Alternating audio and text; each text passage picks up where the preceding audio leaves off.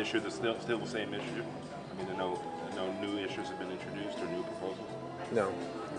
Everything remains the same on all the issues. David, if anything was to give you encouragement, what would that be today? Nothing. Is there a reason for more meetings then? There's always a reason for more meetings, because that's the only way you'll ultimately get to a deal is at the negotiating table. Even though you don't feel that anything's going to happen in these meetings right yet? Well, you never know. But right now, we haven't seen any movement.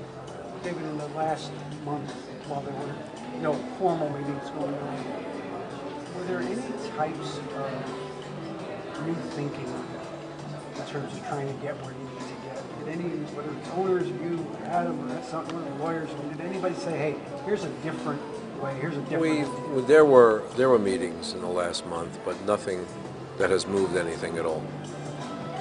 David, does the settlement of the NFL situation, how does that impact you guys? Well, from where we sit, we're looking at a league that was the most profitable in sports that became more profitable by virtue of concessions from their players, and with an average salary of $2 million. Our average salary is $5 million. We're not profitable, and we just can't seem to get over the gap that separates us. Is there anything besides the eventuality of having to cancel games that could be a compelling force to prompt some kind of movement on either side, in your view? Other than just the calendar, well, is there anything out there? I can say that, speaking for the NBA owners, they very much want to make a deal and have expressed their willingness to negotiate and compromise. The original offer we made was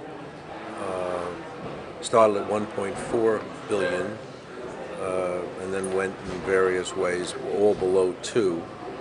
The subsequent offer was $2 billion for a year, and then 2 years, and then at least 5 or 6.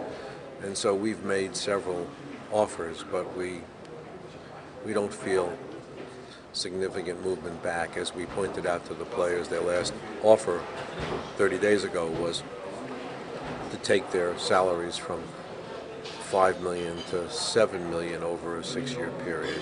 And so there's still a very wide gap between us. Derek said that he hears you, he hears Adam, he hears Mr. Taylor, Mr. Holt express a willingness to get a deal.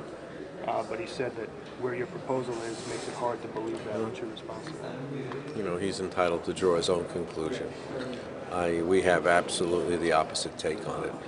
You said, David, during this process for a long time you were optimistic. You don't really look optimistic now. I don't feel optimistic.